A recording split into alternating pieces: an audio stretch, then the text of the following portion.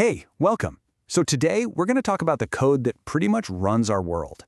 But we're not going to look at it as just tech. We're going to look at it as philosophy. We're about to dive into how these algorithms are quietly trying to solve one of the oldest problems in human history. How in the world do we all agree on things? Let's get into it. I know, it sounds like the start of a bad joke, right? But seriously, the connection here is way deeper than you might think. See, the ancient alchemists had this crazy dream of turning cheap, worthless lead into pure, shining gold. And in a weird way, the algorithms that decide what you see on social media, they're trying to do the same kind of magic. It's like a digital alchemy for our times. So let's break this metaphor down. The lead, that's all of us. It's the messy, chaotic, totally unpredictable mix of all our individual opinions, our desires, our votes.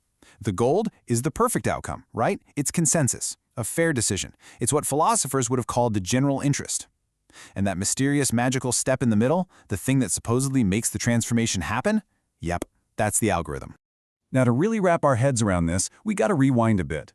Because long before we had a single line of code, we had philosophers. And believe me, they were wrestling with this exact same problem.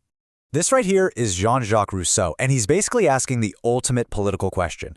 How can we all live together, follow the same set of rules, but without giving up our own personal freedom? It is the central challenge for any society ever.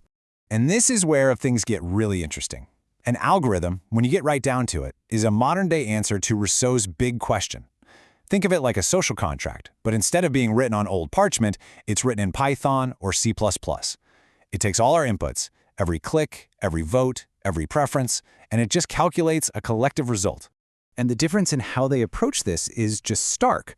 On one hand, you have the philosophers. Their tools were things like law, debate, social contracts. They were aiming for this kind of abstract ideal, the general will. And their whole process was based on messy, complicated, human deliberation. But programmers, they use code, data, calculation.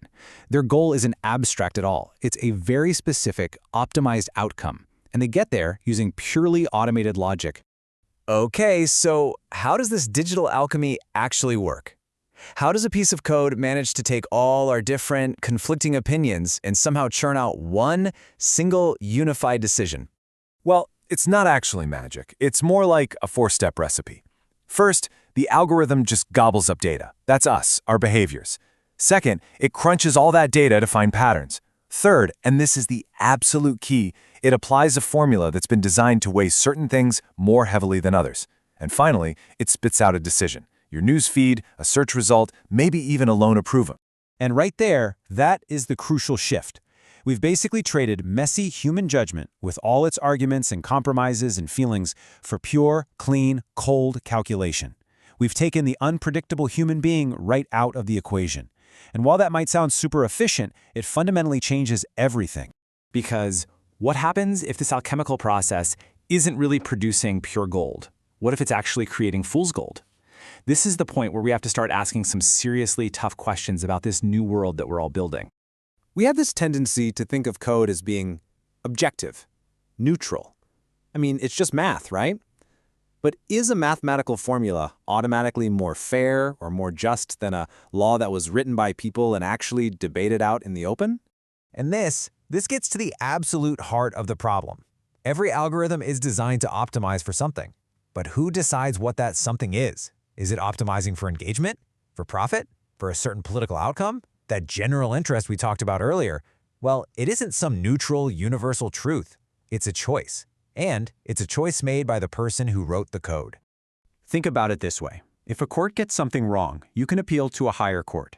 But if an algorithm denies you a loan or a job, or it flags your post online, who do you appeal to? How do you even begin to argue with a calculation?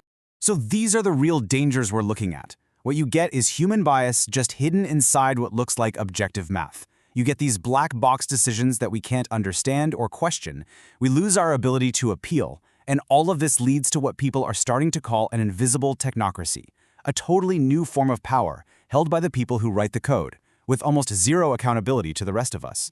So all of this brings us to one final, and I think absolutely crucial question. It's not really about the technology itself. It's about who's in control of it and what that means for all of us. I mean, just let that sink in for a second. The really big questions about fairness, freedom, justice, the common good, the very stuff that philosophers like Rousseau spent their entire lives thinking about, we are now just handing those questions over to automated systems to figure out. We are essentially outsourcing our philosophy. And that is the thought I really want to leave you with. If the algorithms that shape so much of our lives are becoming our new social contracts, if they're the new laws that govern our society, then who exactly are the people writing them? And what gives them the right to be our new, unelected, and often invisible political philosophers?